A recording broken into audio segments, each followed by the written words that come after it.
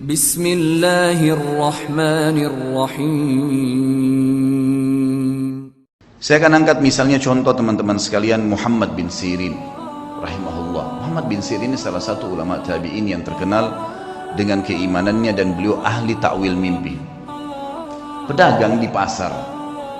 Satu waktu beliau berdagang, kemudian ada dagangan, dia ragu nih, syubhat. Ini kayaknya salah nih. Ragu, cuman ragu bimbang. Harganya 40.000 dirham. Ini luar biasa jumlahnya. Ini bisa mungkin sampai puluhan juta, mungkin 60-70 juta. Ditinggalin sama dia, nggak jadi transaksi. Dia ragu, kalau sumbernya ini kayaknya haram nih. Tinggalin sama dia. Satu pasar heboh. Padahal cuman dia yang memang punya peluang untuk mendapatkan keuntungan itu. Nggak mau, ditinggalin sama dia. Tersebar berita Muhammad bin Sirin meninggalkan 40.000 dirham. Ini bukan hal yang ringan. Seorang pedagang tahu nih keuntungannya.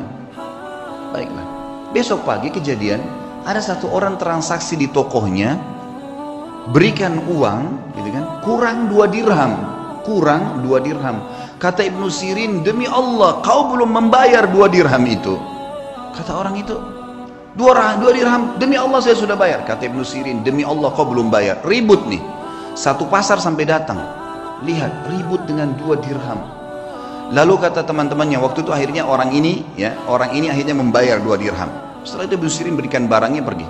Orang-orang pasar tanya, wahai Ibnu Sirin, kemarin anda meninggalkan 40.000 dirham karena syubhat. Sekarang anda bersumpah atas nama Allah kena ngejar 2 dirham.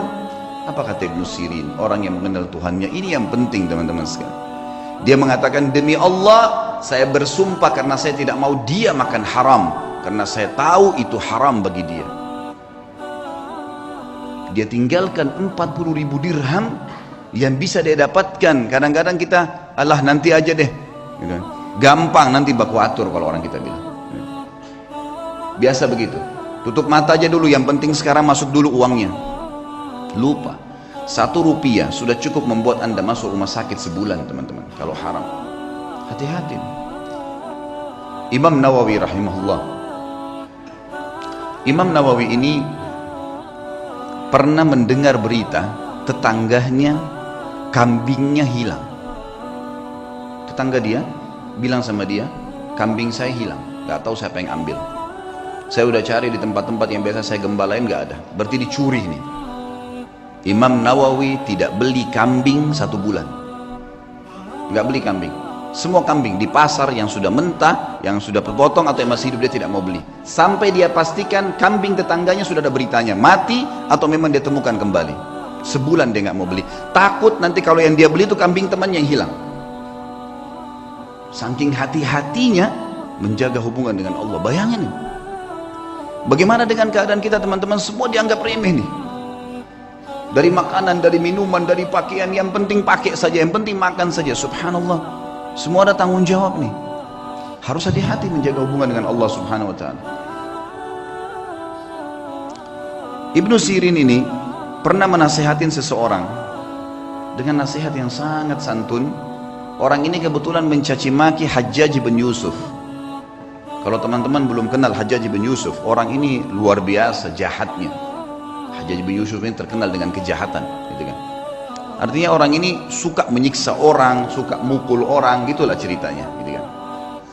Yang jelas ringkas cerita, Hajjaj bin Yusuf ini dicaci maki oleh seseorang di sebelah Muhammad bin Sirin. Ini orang gini, ini caci maki macam-macam. Kata dia, nasihatnya sangat luar biasa. Sah ya bna akhi, hati-hati dengan ucapanmu wahai saudaraku.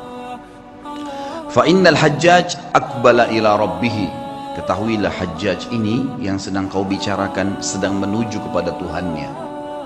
Ini sedang menuju kematian. Tidak usah khawatir, sejahat apapun dia, sehebat apapun dia, pasti mati. Dia sedang menuju ke Tuhannya. Wa innaka innama taqdimu 'ala Allahi yaumal qiyamah, dan kau juga sedang menuju kepada Tuhanmu dan kau akan bertemu dengannya pada hari kiamat nanti. Satajid anna ahkaradz dzam min dzunubika asyarru min ala nafsika min a'dhami fa'alahu Hajjaj. Dan pada hari itu, di hari kiamat, kau akan temukan dosamu yang paling kecil kau akan lebih khawatir dan lebih takut daripada dosa terbesarnya Hajjaj yang pernah dia lakukan. Dia akan dihukum sama Allah. Tapi nanti hari kiamat kau akan temukan dosamu yang paling kecil adalah sesuatu yang lebih kau takuti daripada dosa terbesarnya Hajjaj. Falikulli imri'in sya'nun yughnih. Ketahuilah, semua orang akan sibuk dengan perkaranya sendiri. Wa'lam anna Allah azza wa jalla sayakhtassu minal Hajjaj mimman zalamahum. Dan pasti ketahuilah dan yakini Allah akan membalas Hajjaj, ya, orang yang sedang kau bicarakan itu, dari orang-orang yang dia zalimi, tidak tertinggal sedikit pun. Wa yakhtassu lil Hajjaji mimman yadhlimuna. Tapi ingat, Allah juga akan menolong Hajjaj dari orang-orang yang menzalimi dia. Fala tushghilanna nafsaka ba'dal yaumi bisabbi ahad. Oleh karena itu, mulai hari ini berhenti mencaci orang lain. Nasihat yang luar biasa. Karena orang kenal Tuhannya. Orang buruk pun jangan ceritain, tidak usah urus urusannya orang. Sudahlah, gitu kan. Tugas kita kalau kita lihat aib pada diri orang, alhamdulillah nggak ada pada saya. Ya Allah berikan dia hidayah. Cukup sebatas itu saja. Jangan lebih. Kenapa dia begini? Kenapa dia begitu? Kenapa dia begini? Untuk apa kamu campurin itu? Apa gunanya buat kamu? Ingat, dia akan berhubungan sama kita di hadapan Allah dengan keadilannya Allah. Kezaliman yang dia lakukan sama kita, kita akan ambil. Tapi kezaliman kita pada dia juga dia akan ambil. Gak ada yang tersembunyi hari kiamat. Kisah yang lain, Muhammad bin Sirin, masih Muhammad bin Sirin, saya akan sebutkan beberapa figur. Muhammad bin Sirin ada 3 kisah yang saya angkat. Tadi kisah kedua, kisah ketiga teman-teman sekalian. Muhammad bin Sirin ini pernah membeli madu.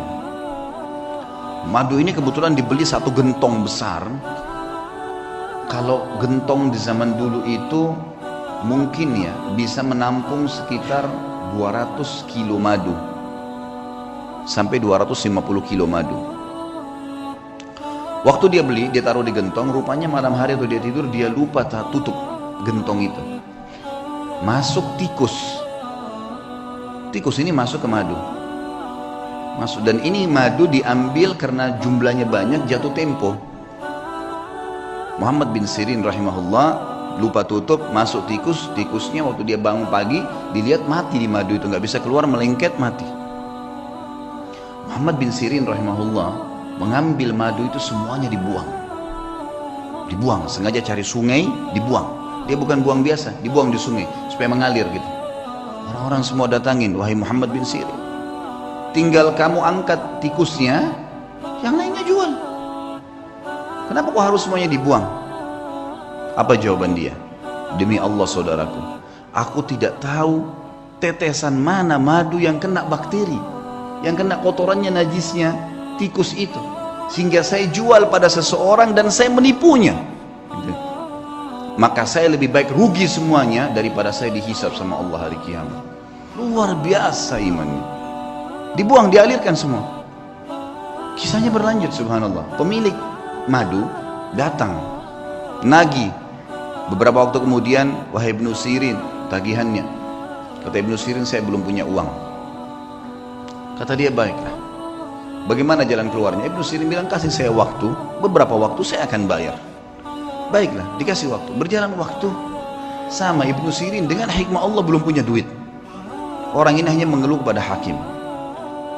Hakimnya manggil, Muhammad bin Sirin ulama besar, dipanggil, dihormatin di pengadilan, lalu dikatakan, wahai Ibnu Sirin, bagaimana kasus anda? Dia bilang, hukum di tangan anda. Ceritanya begini, dan memang saya belum punya apa-apa. Kata hakim, kalau begitu anda akan dipenjarakan. Kata Ibnu Sirin, lakukan, penjarakan. Dipenjarain Ibnu Sirin sampai tunggu siapa yang bisa bayarin buat dia gitu. Subhanallah, penjaga penjara tahu siapa Ibnu Sirin, ulama besar. Kata penjaganya apa? Wahai Ibnu Sirin, kalau malam hari pulanglah tidur dengan keluarga anda, pagi silakan anda kembali ke sini. Kira-kira bagaimana tuh kalau kita ditawarin begitu? Penjaga penjara, silakan pulang ke rumah, nanti pagi datang lagi ke sini. Begitu terus di penjara. Kata Ibnu Sirin, demi Allah, sambil pegang kerangkengan penjaranya, demi Allah ya saudaraku, saya tidak akan tolong kamu masuk ke neraka. Saya akan tinggal di sini sampai utang saya terbayar. Gak mau keluar. baca Al-Quran, sholat malam, sampai akhirnya orang-orang satu Baghdad datang membayarkan dia. Didengar ceritanya, dibayarin, ya. Lunasin utangnya sampai dia keluar. Tapi bagaimana mereka mengetahui hubungannya dengan Allah Subhanahu wa Ta'ala? Dan ini satu hal yang mahal, teman-teman sekalian, mahal sekali. Ini hanya bisa didapatkan bagi jiwa-jiwa yang suci, yang bersih, yang mau memang berhubungan dengan Tuhannya. Dan Allah Azza wa Jalla ini zat yang kalau memberi, selalu dalam Al-Quran bahasanya apa? Bighairi hisab.